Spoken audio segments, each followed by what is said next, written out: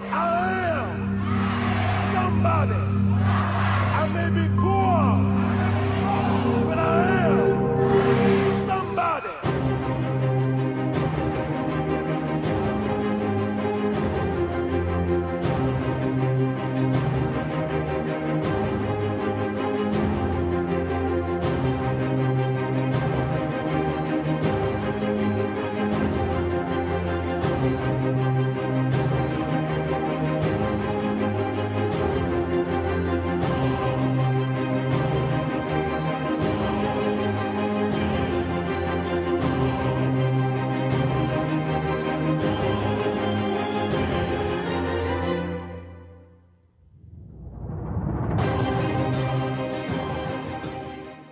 Welcome to the Saturday Morning Community Forum. We're excited to bring you some more information, inspiration, and engagement in the movement for social change. Well, we want to open up with happy birthday. It's so much happening in the world. It's always good to pause. So happy birthday, Mickey Royal, Mickey Warren. It's your birthday, and we congratulate you on making it another year of service, one of the greatest musicians we know. And then we also have Miss Hazel Thomas. She's 93 today, 93. Happy birthday, Hazel Thomas. She's the only 93-year-old that I know planned a major birthday party last week. So happy birthday to you. And now this week in history, I want you to hear from Reverend Jackson as he gives us another historical moment in the life of African Americans in America. This is something that most of us didn't know. Who was the first black in the NFL? Well, I'll wait for Reverend Jackson to tell you. Fritz Pollard, 100 years later, first African American to play for Brown University. All-American, halfback and quarterback, if you will. And he traveled the country. He could not sit with white teammates on the train, had to sit in the back, which he resented very much.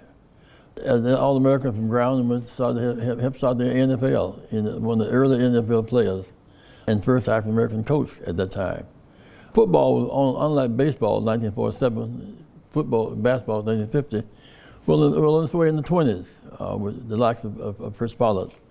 But something happened around 1932. George Marshall from the Redskins, Hallis from the Bears, and Rooney from Pittsburgh, Sitwell from St. Louis, and Myra from New York got together and they determined blacks should not play in the NFL. From 32 to 45, that's what banned from the NFL, could not play in the NFL. Kenny Washington, All-American, some say Baptist the greatest back they'd ever seen up to that time, couldn't play in the NFL until he was old and somewhat beat up with knees, busts, and all that kind of stuff. Bears won the championship around 1948. Championship game, they made around $18,000. $500,000 a team at that time was considered big money. Blacks were cut out of the foundation of ownership.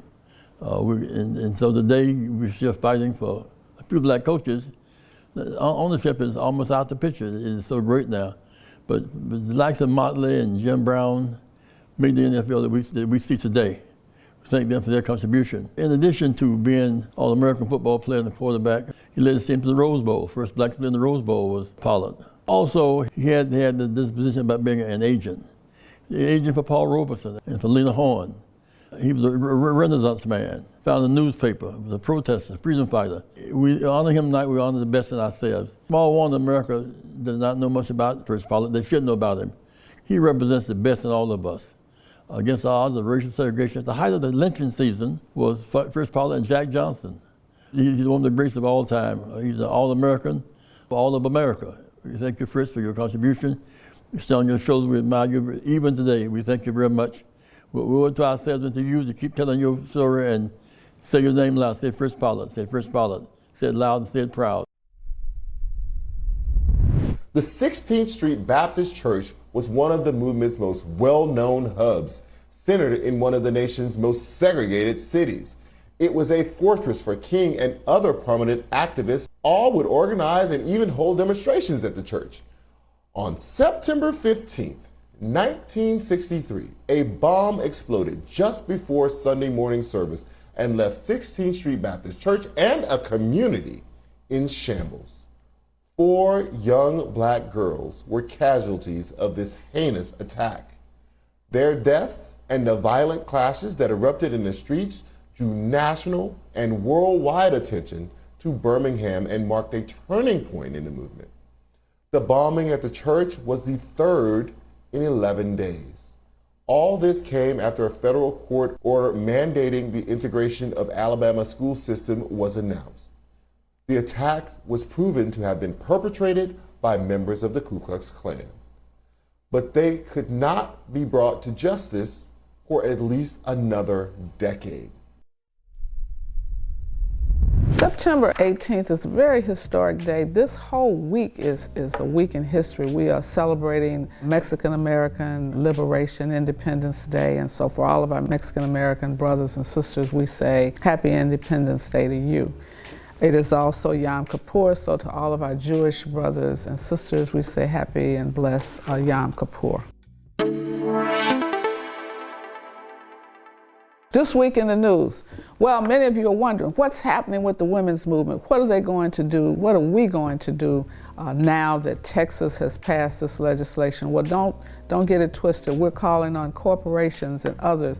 We want to withdraw your enthusiasm for doing business in Texas. We want you who supports Texas state legislators, don't give them your dollars in the same manner that you withdrew your dollars from those legislators in Georgia who wanted to restrict the voting rights of people of color. We're saying to those people who support Texas legislators, know that women are the majority consumers in this country. We will withdraw our consumer dollars from your products. So we have our eyes on you. I'm not going to call the names of the companies right now, but we are organizing all sorts of actions across the nation. There are women will be marching in local states across the country. For example, in Chicago, women will be marching at the Federal Plaza because this legislation in Texas is triggering other states to think that they can follow suit. Well, we're the majority of the voters, we're the majority of the population. We give birth to you, and we're not going to stand for you to restrict or limit our right to choose. Therefore, women, if you want to be a part of this women's movement for change, and this is not the first time we've had to stand. Oh, Dr. Dorothy Height and the National Council of Negro Women and the national women's organizations all across the country, C. Dolores Tucker and Jewel Jackson McCabe, most 50 years ago, they were organizing on this same issue, and we're back again, but this time it's going to end. Young women on college campuses, we need you to stand with us, and we'll be giving you more. Women are going to be marching at the Supreme Court on October 2nd in D.C., on the United States Supreme Court. We know that the courts matter, and so we're going to make sure that we begin to vote for judges in record numbers at the state level, and then at the federal level, we know that the Senate nominates and the president appoints. So any federal vacancies, we have our eyes on you. To be clear, I blame Larry Nassar, and I also blame an entire system that enabled and perpetrated his abuse. Many of you have been watching the testimony of the young gymnasts before the United States Senate based on the abuses these young athletes had at the hands of their team doctors and the Olympic doctor, Nassar. Well, he's not the only one, and there's so much in this cover-up. Women, we have to take responsibility for our daughters and for our sons. But when young women are abused repeatedly by the team doctor, by the coaches, by the officials, and everyone else closes their eyes and expects these young women to just keep performing, keep playing. They're not machines, they're not animals. These are young, vibrant women who've now been abused at a very early age, before they reached 18, abused by all of these doctors and so forth. And so we thank the Senate for conducting the hearing, but we want to look at the NCAA. We want to look at these state amateur athletic organizations and how it is they're treating our boys and our girls, but particularly our girls. And so, women, if you want to be a part of this women's movement, it's not just about reproductive rights, it is about the right to make sure that our young people are protected when they go into these, join these athletic teams and participate in sports. They should not be raped and abused by the doctors, the coaches, those who are supposed to be in positions of trust. And so our eyes are on you, and we will be giving you more information later.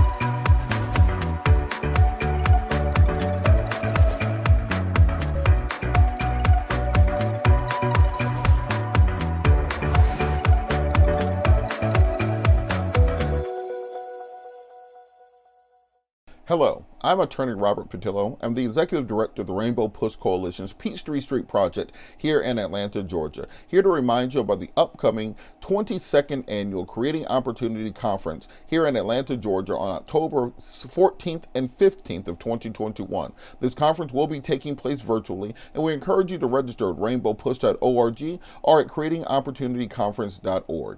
This year we'll be honoring Reverend Jesse Jackson and his 80th birthday, as well as highlighting many of the initiatives we've been taking part in this region over the course of the past year. The pandemic has been hard on all of us, but we wanted to show that we are still fighting and moving the ball forward on civil and human rights within the region. We'll have panels including Black farmers and their articulation of what policy considerations need to be done going forward to help encourage that community and increase their productivity and access to federal funding. We'll have a women's roundtable where we discuss issues affecting women, particularly in the current political environment, as well as a youth symposium where we'll be highlighting young entrepreneurs and teens who are working to build the businesses of the future. We'll have an international session where we will be discussing the members of the African diaspora and what's going on in their particular regions and what we here in the U.S. can do to help support those efforts. And also, of course, we'll be celebrating the life, legacy, and birthday of Reverend Jesse Jackson. We encourage all of you to register early as slots are filling up quickly.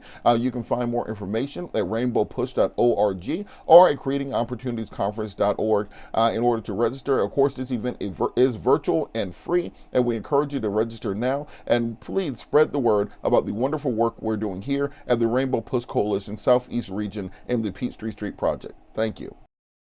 Hey everybody, it's Dr. Joseph Bryant Jr., National Sports Director for Rainbow Push, out on the road again supporting women in sports. We're standing here in front of the Staples Arena in Los Angeles between these two iconic trophies of Kareem and Magic.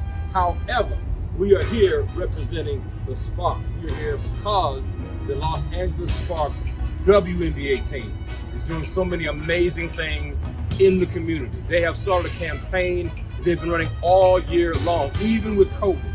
They have been reaching out to their community. They've been doing empowerment programs, mentoring programs, investing back in Los Angeles urban programs, and it's been amazing. Shout out to Natalie White, the interim president of the team. Shout out to Rusha Brown, who is the player development director and community engagement director, and all the wonderful work that they do. It is amazing. So we've been so fortunate to partner with them and to join them in their HBCU takeover.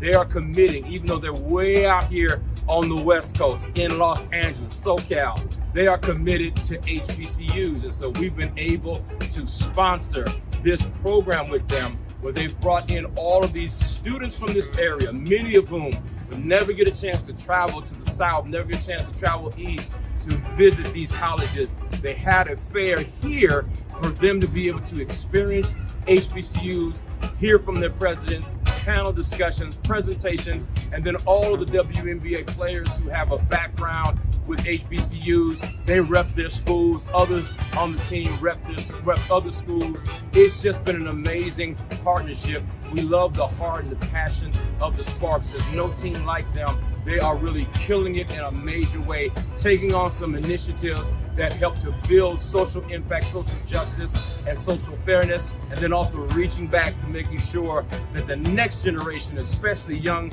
women of color, young women who have been marginalized and have been so many times forgotten about, are getting opportunities. So shout out to the Sparks. You guys are amazing. You all are so phenomenal. You women are really doing it and doing it and doing it well. We love you for what you do. On behalf of Reverend Jesse Jackson and the Rainbow Push Sports Organization, the Rainbow Push Coalition, we thank you for all you're doing. This is hot. This is amazing. This is why we do what we do, the Rainbow Sports.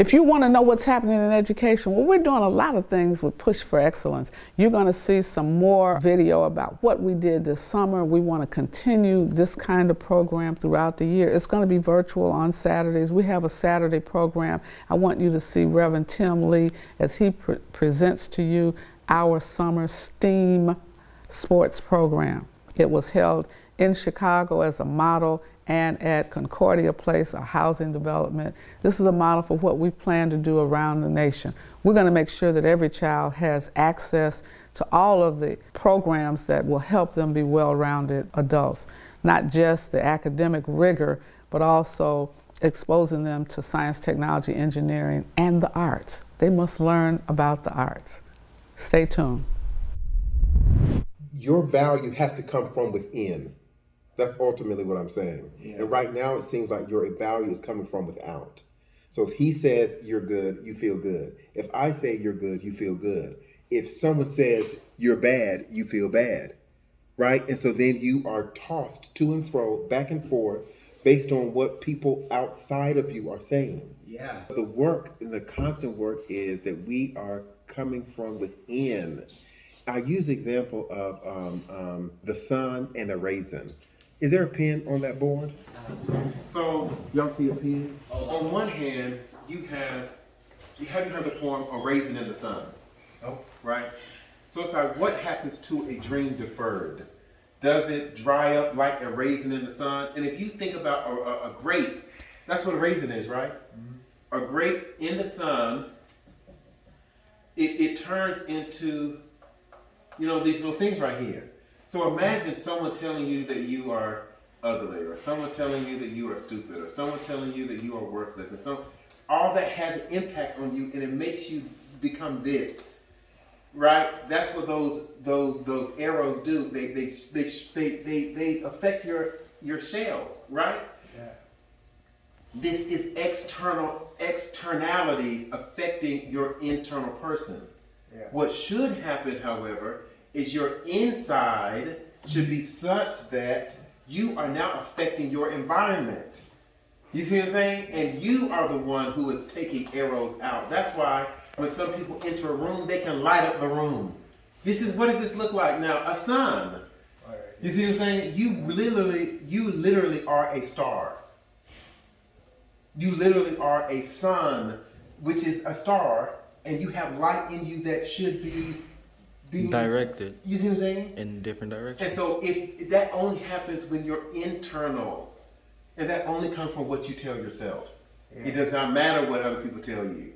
Yeah. You see what I'm saying? Yeah. And so it's a small step, and it's really hard. It's easier said than done. It's a small shift and a micro adjustment where you are saying, it is not what he says, it is not what she says, it is what I say. And what do you say? And that's where the affirmations come from. That's where looking in the mirror comes from. You see what I'm saying? Yeah. And that's where motivation comes from. So it's self-help, self-motivation, self-talk. And when you do it right, you become this light. You start to shine, and then when other people try to impose on you, it won't even matter. And now our national spokesperson, Mr. Jacqueline Jackson, is going to share with you the cost of inequities. We keep talking about what does reparations look like? Well, before you can repair the damage, you need to know the amount of damage and the cost of the damage. And you will hear from our national spokesperson, Mr. Jonathan Luther Jackson. I am happy to share with you the good news that my mother, Mrs. Jacqueline Jackson, is continuing to recover at home, a survivor of COVID and a true proponent now of everyone getting vaccinated. Thank you for your prayers and well wishes. She's continued to gain strength. I'm also pleased to let you know that my father, Reverend Jesse Jackson, has made tremendous improvements at the Shirley Ryan Ability Center here in Chicago at Northwestern. He is walking and taking his physical therapy and looks very much to returning to his position here at Rainbow Push and getting back out on the road as a freedom fighter. So continued prayers for us. We'll pray for your family. Please stay safe. Let's follow the Center for Disease Control protocol. God bless you, and we thank you. There's a recent report that came out regarding inequality in the United States, and has now stated that inequality is costing the United States, has costed the United States $23 trillion since 1990. This has been a research report by Katerina Saravia. And what's most interesting about this report that I want to share with you is that now we have looking past 30 years since the reunification of Germany. Some young people need to know that there was once the Berlin Wall, there was the East-West divide, there was communism versus capitalism. But on that day in 1989, when Ronald Reagan says, bring down that wall, and it was decided with the German government that they would engage in reunification, the brothers on the east side of the wall would reunite with the families on the west side of the wall, the sisters and the families, the husbands and wives that had been torn apart because of ideological differences since the Cold War had been perpetrated, were now coming back together.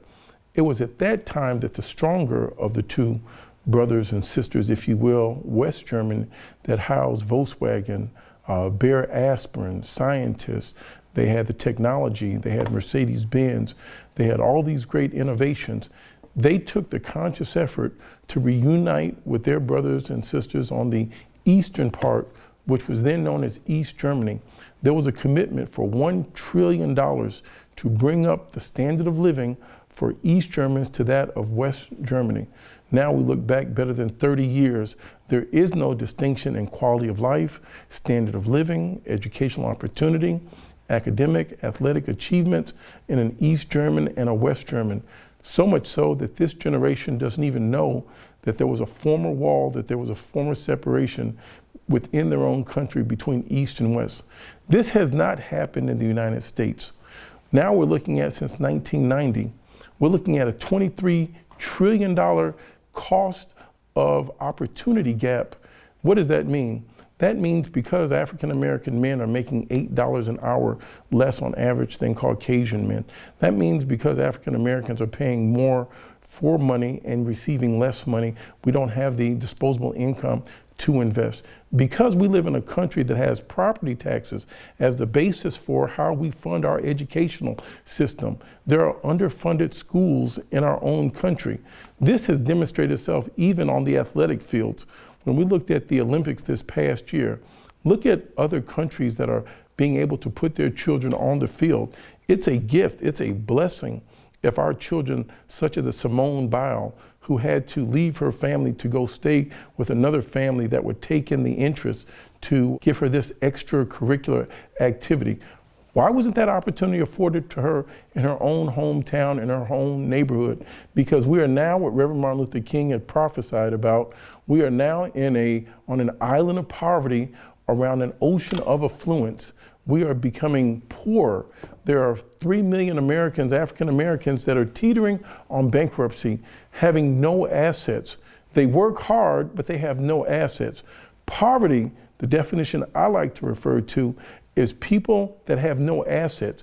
There are many people that are working hard, but because of the way our tax structure is set up, are unable to accumulate assets. And we know by housing, ownership, educational opportunities, we can advance this. The $23 trillion opportunity cost that has been hit amongst our community is only going to expand unless we correct it. How do we correct it? It's through taxation. It's simply by, the beautiful part of our economy is you don't have to pay taxes if you don't make money. But if you do make money, you ought to be honored to pay taxes in this great country. We have seen now the billionaires in our country want to go on spaceships and take tours into the universe where there's hunger space right here on Earth. We are a better nation than that. And my final thoughts on this opportunity gap, we can close the gap. We here at Rainbow Push would ask that you join us, participate. You're going to hear more about programs that we have up and coming. And we're going to specifically target those young people and those that are underemployed, persons that are looking for business opportunities. As we're talking about $3.5 trillion coming out of the federal government, who's going to advocate for us to have our fair share? We have a right for contract compliance. It's on the books. How can that be achieved? We have to make sure that it is written into the law. There should be partnerships. There should be joint ventures. It's the same thing that happened in East Germany. It's the same thing that happened when we said the communism had failed in Russia and they wanted to teach the Russians' capitalism. This is how they were able to have glasnost and perestroika, openness and reform. We need to bring those same trade arrangements, reciprocal trade agreements, right back to our neighborhoods, to the hood, to the ghetto, to the inner city, right where we live. We should have victory abroad and victory at home. That was the motto of our Tuskegee Airmen. We're going to continue to fight for you, and we thank you for supporting us. I understand that in some cities and states, based on this Delta variant, many schools are going back to remote learning. We want to let you know that Push Excel is planning to launch a virtual homework hotline to make sure our students are engaged and learning. We want to help schools. If you have some questions or suggestions, we're calling on retired teachers. You don't have to do absolutely nothing. Call us if you're willing to volunteer with Push Excel. We need you and become a part of our Saturday school program.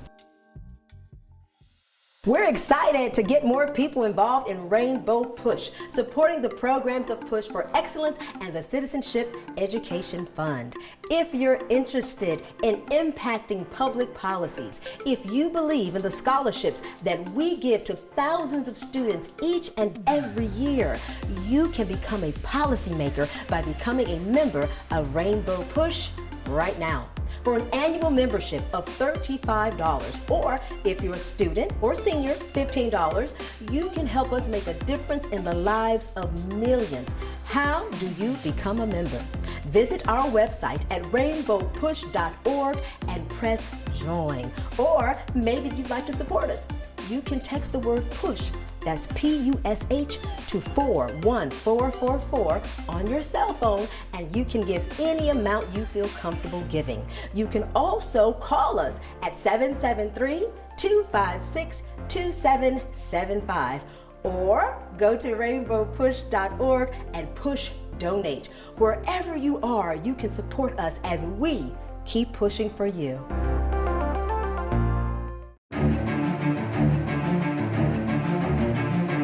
I'm Todd Yeary. Welcome to this week's edition of Due Process. This week, Senate Democrats unveiled their latest proposal to protect voting rights. The bill, entitled the Freedom to Vote Act, would enhance voting options, expand voter identification requirements, allow for same-day voter registration on Election Day, and increase access to mail-in ballots. The bill would also constrain partisan gerrymandering by requiring that the drawing of legislative districts meet certain criteria, while allowing some options for how the districts might be drawn, including reliance upon independent commissions to do so. The Freedom to Vote Act has the support of Senator Joe Manchin of West Virginia, who has to date stymied the Democratic majority's efforts to pass critical legislation such as voting rights and the human infrastructure package. However, Senate Republicans are unlikely to support the bill as they attempt to reinforce individual states' rights to run and manage elections and oppose any attempt to restrict how states draw legislative maps.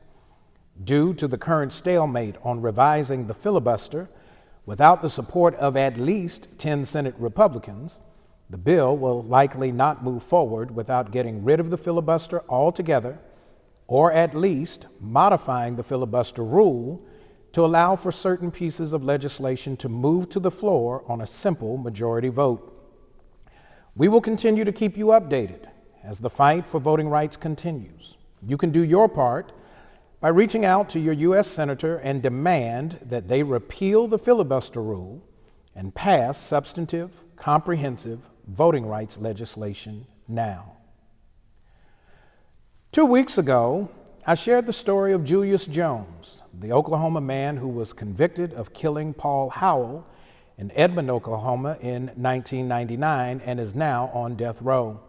The Oklahoma Pardon and Parole Board granted Mr. Jones a commutation hearing that was held on September 13th as originally scheduled. Commutation is recommended. On Monday, the Pardon and Parole Board recommended that Julius Jones's sentence be commuted to a life sentence because of doubts about his guilt in Howell's killing. Jones was only 19 at the time he began serving time on death row. Now 41 years old, Julius Jones has spent more than half of his life in prison, awaiting execution for a crime he did not commit. With the commutation recommendation, there is a glimmer of hope that progress might be made in Julius's case. This week, Reverend Jackson sent a letter to Oklahoma Governor Kevin Stitt, encouraging him to endorse the recommendation of the Pardon and Parole Board in the interest of justice.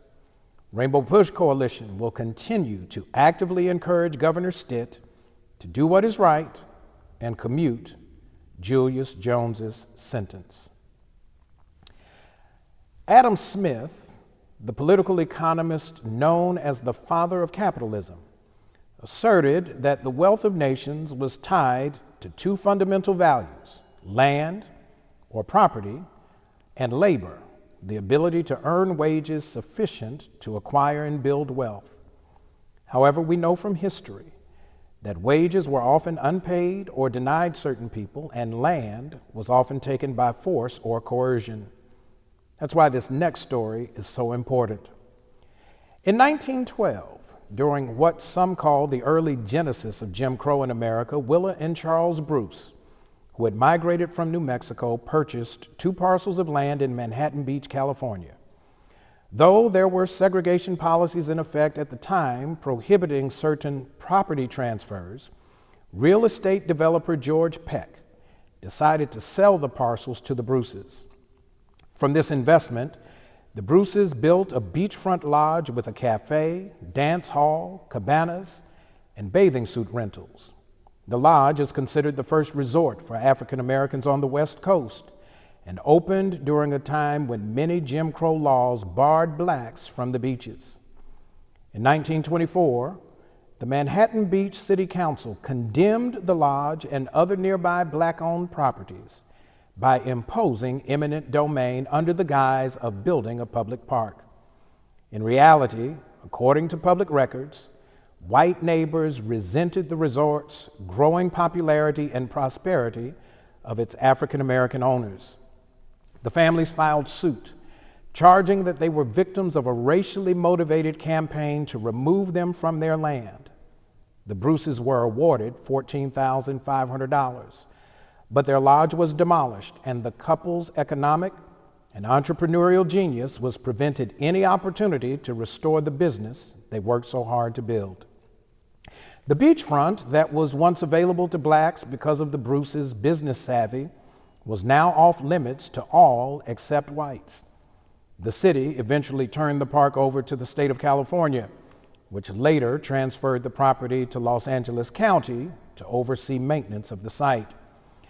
However, in 2007, then Mayor Mitch Ward, who was at that time the only black elected official in the history of Manhattan Beach, helped to rename the site Bruce's Beach Park.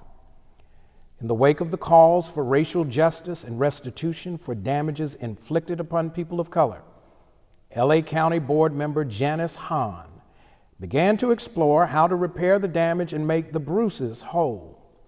Regulations had precluded the county from being able to transfer ownership of the property without a change in state law. On September 9th, the California State Senate passed a bill that would give LA County the authority to transfer 2 parcels of land to the descendants of Willa and Charles Bruce. The California Assembly passed the same bill the day before. Governor Gavin Newsom, who this week survived a recall effort, is expected to sign the bill and finally pave the way for the dream of Willa and Charles Bruce to be revived. We will stay tuned to see justice finally won for the Bruce family. The National Football League took another step toward expanding diversity and inclusion in the officiating ranks this week. On Sunday, Maya Chaka made history as the first black woman to officiate an NFL game when she took the field for the New York Jets versus Carolina Panthers game in Charlotte. A health and physical education teacher in Virginia, Chaka rose through the ranks of the Pac-12 Conference and Conference USA and had a brief stint in the Alliance of American Football in 2019. Maya Chaka is also committed to serving her community through her work with at-risk youth. A past Teacher of the Year, Maya Chaka continues to leave a trailblazing path for other women and girls of color to follow. Congratulations to Maya Chaka and the NFL for continuing to remove barriers to opportunity in professional football. Finally, we celebrate with World War II veteran Lawrence Brooks on the occasion of his 112th birthday on September 12th. Brooks served in the predominantly African-American 91st Engineer Battalion, which stationed in New Guinea and the Philippines during the war. The father of 5 and bonus dad to 5 children, Brooks was celebrated in New Orleans with a Jeep parade, birthday cake, and musical tributes from local bands. We say happy birthday to Lawrence Brooks. Thank you for your service, and we pray for your continued strength and good health. And that is this week's Due Process. For more information on these issues and other areas of our work, visit rainbowpush.org. I'm Todd Yeary. Well, everyone, we want you to watch and see what has happened in the last 100 years since the Tulsa Black Wall Street. What does Wall Street look like now? What kind of opportunities, what kind of engagement must we have for financial services? Stay tuned for highlights from our convention moment where we looked with some degree of detail at Wall Street 2021. And if you want the entire program, you can go to our YouTube site. You should become a YouTube subscriber, so all of the things that we highlight on Saturday, you can see them in great detail at your leisure on the Rainbow Push YouTube site. Now, we need you to get ready, because membership and giving is what we want you to do as we approach the season of giving, as we move towards Thanksgiving and Christmas. Get your dollars ready. Reverend Jackson's birthday is coming up October 8th. What kind of present does he want?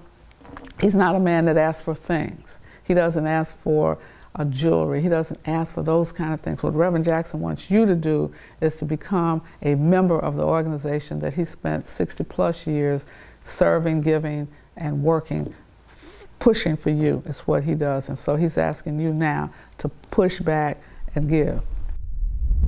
I'm John Rogers, Chairman and co-CEO of Ariel Investments, based here in Chicago. Really pleased to have an opportunity to support Reverend Jackson and the great work at Rainbow Push. And we have a great group of leaders here to discuss really important issues confronting all of us that are in the investment banking, money management part of our economy. As we all know, our economy has become more of a professional services and financial services and technology-based economy.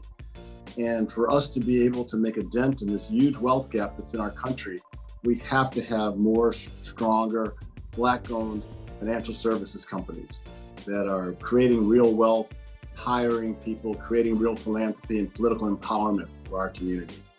So I'm proud to be able to be on the panel today and to moderate this panel with 2 longtime friends and one new friend. So my new friend is Jonte Harrell. He's the head of equity capital markets at Drexel Hamilton, and he'll have a chance to talk about his career. I'm not sure whether I've known Jim Haddon or Jim Reynolds the longest, but let's just start. I'm older, so you've probably known me longer. Well, Jim Haddon is the leader at Ramirez and Company, which is one of the oldest and largest Latinx financial services company. And we'll talk about Jim's illustrious career and pioneering efforts in investment banking and in money management. And then Jim Reynolds is here in Chicago, who's the founder of Loop Capital Management, which is an extraordinarily successful large firm, and a lot of exciting things have been happening with Jim recently. So it's just perfect timing to get started. Thank you, John. Appreciate it. So what I want to start with, and maybe I'll start with you, Jim. Reynolds. Which Jim? Yes, Jim Reynolds. I'll call Jim Haddon Jimmy, and I'll call you Jim. That's okay. Perfect. That's how we go. That is great. That is. So Jim, I just want to start. Tell us a bit about what was your inspiration to get into the financial service industry originally? Because as you know, from our generation, there were not many of us in this industry. Right. Well, it was very serendipitous, actually. I didn't start off to enter the financial services business. When I came from undergrad, I thought I was actually going to go to law school. And as I got closer and closer to graduation, I realized that that really wasn't a dream for me. And as I graduated from undergrad, I did a little stint in studying international business in Paris and really fell in love with business. My story, just real quickly, I went to Stanford and I didn't know anything about the finance world. When I got to Stanford, everybody either wanted to be a consultant or an investment banker. So I said, I'll try to be an investment banker. And I tried to get a job in corporate finance and couldn't, coming out of Stanford. What year was this? 1980. I came very close to getting a couple jobs, but not the hire, oh, we really liked you, or whatever. We don't need to go down that road.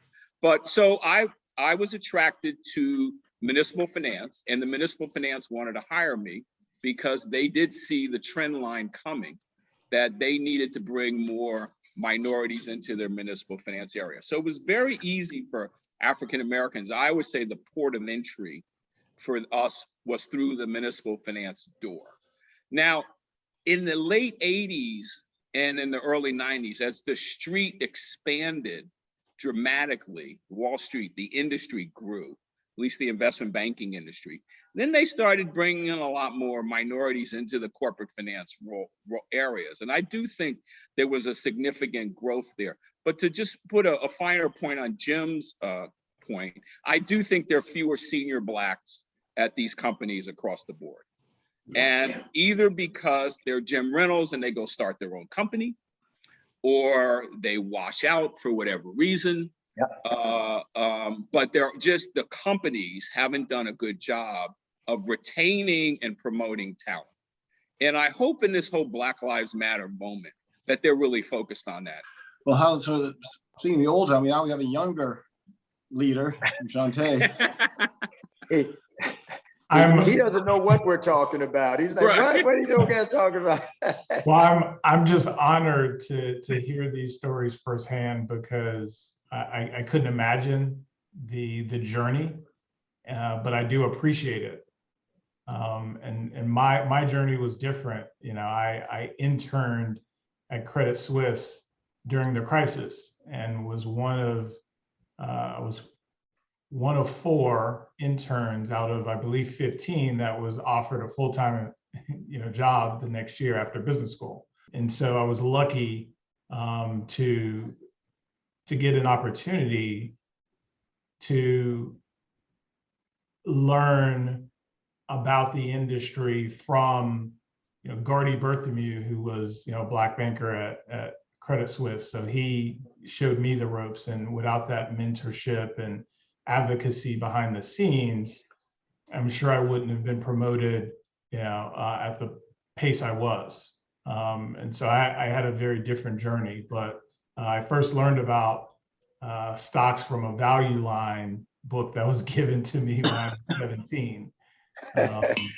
And from there, did a bit of research, and it's funny that some of the names you were mentioning, whether it's a Ray McGuire, Tracy Maitland, were in a book or in a magazine, Black Enterprise, and it was the 25 hottest Blacks on Wall Street.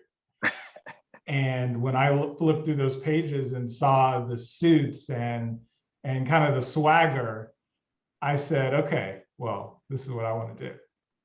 Oh, I think Chris Williams and I were on the cover of that publication. Absolutely, sir. So it's, as when I say it's an honor, it absolutely is. Well, just one side note, Jim's point is that, Black Enterprise, to Shantae's point, Black Enterprise has been so important, instrumental in highlighting these success stories and these unicorns, who literally were unicorns, being able to make it in a field where no one else could make it. And, one of the things that's happened now in Silicon Valley, Reverend Jackson fought hard to get the big companies there to have their first African-American directors. And he used the data from the Black Enterprise corporate directors issue, where Butch had a special page showing how little Blacks were on the boards of these major giant companies out there, the Apple computers of the world, et cetera, et cetera. And sure enough, once Reverend Jackson took that data and took the Black enterprise data and started showing up at the annual meetings, all of a sudden they all had their first Black board members, from Apple to Hewlett Packard, you go down the list. So I just think it's so important that we recognize the leadership of Black enterprise and how important it is for all of us that have been on this journey, that when you get on a cover like Jim has, it does something your customers take seriously when you hand it out to them and say, here, I'm a success. And, I don't have to say it myself, Black enterprise is saying it. It does make all the difference. Yeah. Hey, but John, I know you're the moderator, but I think a lot of the folks would like to hear the question turned to you. How you get it. Yeah, that would be really kind of good because your story is amazing. Very amazing. Well, I'll just hit a couple quick sentences. So thank you for saying that, Jim. But, we were the first African-American money management firm in the country's history in 1983 when we got started. Everybody, as you mentioned, people started in municipal finance. A few people were trying to get into corporate finance. But the idea of managing institutional stock portfolios or managing individuals' money through mutual funds was something that African Americans had not been a part of it at all. And our history, the only person I know that was involved back then, Eddie Brown, was working with T. Rowe Price at the time as a portfolio manager. And he started his company 6 months after we did. And then a few others came along. Maceo Sloan was the NCM Capital. And, quickly there was a handful of us sort of Lou Holland, our friend Lou Holland. Yeah, Lou Holland was another early person. But, the confidence to be the first happened just as you've heard the story 1,000 times. My father really did buy stocks for me every birthday and every Christmas after I was 12. I fell in love with the stock market and it just became my passion. I was the one guy on the basketball team at Princeton who had my value line and my fortune and my Black enterprise and my Forbes to read about the stock market on the long bus rides we had back then in the good old days. Yeah, been very, very fortunate to pick the right part of the financial service industry to work in. So thanks for the mention. Well, Jim, you've made such a difference in our community. You've supported these important leaders we've talked about. Can you talk about, are there 2 or 3 things you're especially proud of that are, be a part of your legacy of how you've been able to make a difference for our community and live within the spirit of Reverend Jackson and John Lewis? I'll just name a couple, and then it's being in a position, John, to financially support our leaders who need it so much. Reverend Jackson, Reverend Sharpton, all of our folks in Congress. I pretty much do everything I can to be able to support them. I think as a businessman, that's what I'm supposed to do. The other thing that I'm very proud of, I think by the time we're done, Luke may put more Blacks on Wall Street than any other single entity. And John, you and I do our internships together. And we started over the years, 20, 30 students every summer. And I've been doing it now for over 20 years. So a lot of the young Blacks that came through our early classes are senior people now on Wall Street, on asset management places and private equity and hedge funds. And so those 2 things are things I'm particularly proud of. But also the third thing, John, and I know you too, I'm never leaving Chicago. I mean, when we look at Chicago and how important it is to have Blacks like you, like me, everybody in Chicago just mentions our 2 names. That everywhere we go. I joke that people thought we were the same person for many, many, many years. Once they saw us, they saw I was much better looking than you. So they really couldn't have made that error in the first place. But our profiles in Chicago and how important it is for Blacks to see us and how important it is for us to stay engaged in our communities. So I would stop at those 3 things. I mean, Jimmy, as you look forward, how do you think we can be more impactful in supporting our civil rights leaders and our political leaders to get back to the way it was, as both you and Jim talked about? It was a difference 40 years ago when we had these great leaders doing so well politically. So what can we do? What are the responsibilities that you have? And give us some maybe closing thoughts on what we can all be doing to make sure we're helping to support these leaders that can make a difference for all of us. Yes. Well, I would say we have to stay involved. We have to stay in touch. And we can do that financially. And, you know, in our industries, we have constraints for how much we can do that, but we can do the best we can financially. But I think, and we have to be supportive of our historical icons. And I can't say enough about what Reverend Jackson is doing and what the Reverend Al Sharpton is doing. And we need more of them because, you know, they're getting up there too. And we need some young people to come on and take those. But we need to have frank conversations with them about informing them about our business, because our business is a unique little cottage industry relative to what they're doing in the greater civil rights efforts. But we need to keep them informed and to keep them on task. And I think when I speak to politicians now, I'm always talking about reminding them that they can enforce the rules as to who they hire and do business with, and that they need to do that. They need to take a strong stance in doing that. If you could just, each of you just say in a headline, what are you the most proud of what you've been able to accomplish so far in your career?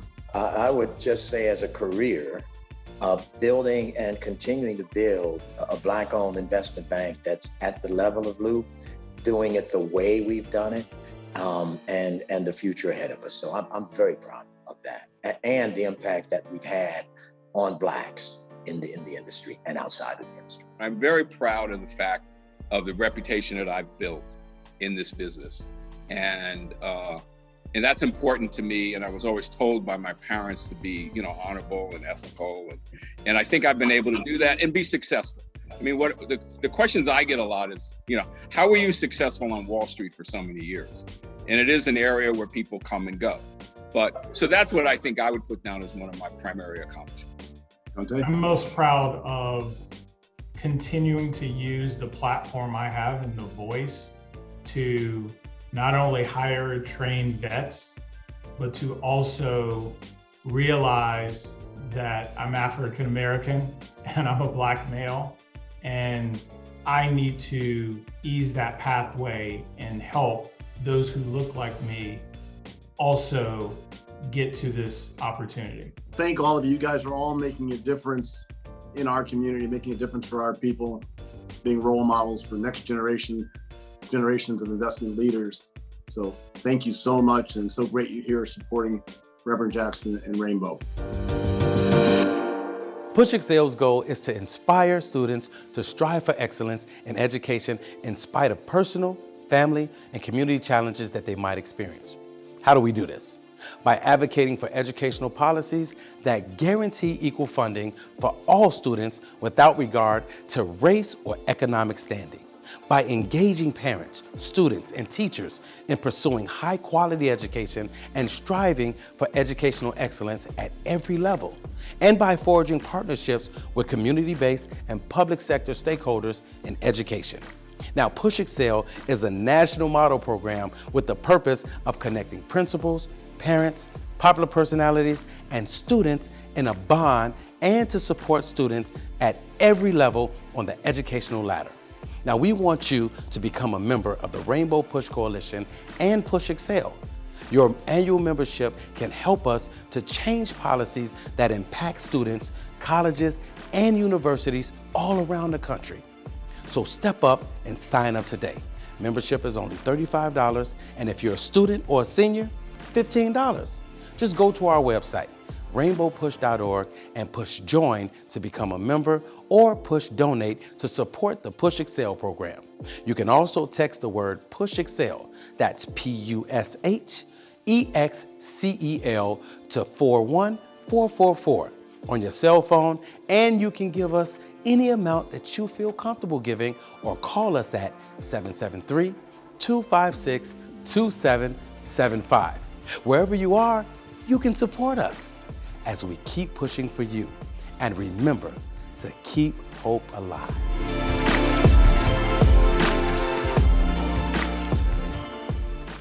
Dr. Kim, I went to jail with a group of 7 students, July 17, 1960, almost 60 years ago. We never stopped moving. I lost a few jail cells and death. We never stopped moving. I thought it was time to write some of it down so the older generation can learn how we did, and what we did, and how global it was. Whether speaking about Mandela in South Africa, India, Qatar, about Gandhi in India, here at home. This book tells the story, so please get it and give it to your friends. Read it, let's argue about it, let's discuss it. Yep, so the book is Keeping Hope Alive, Sermons and Speeches of Reverend Jesse Jackson Sr. It's quite a good collection. You know, we've got sermons and speeches from around the globe because you have made such a global impact, not just here in the U.S., but around the world. Thank you for tuning in to our International Saturday morning broadcast. We need your support. Here are ways to give to Rainbow Push Coalition. Text PUSH, P-U-S-H, to 41444 to support the work of Reverend Jesse Jackson Sr. and Rainbow Push Coalition. When you shop, Amazon gives.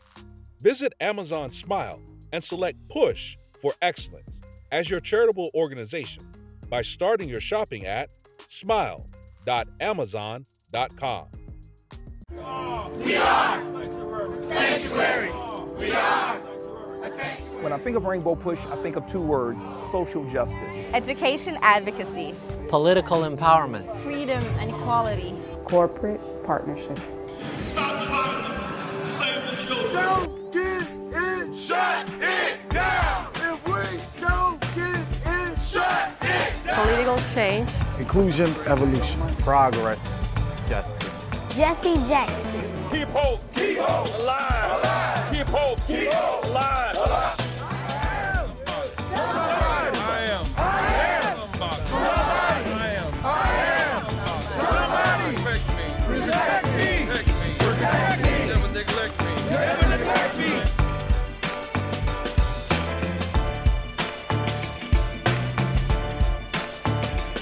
We want to be bridges to end these cultural gaps.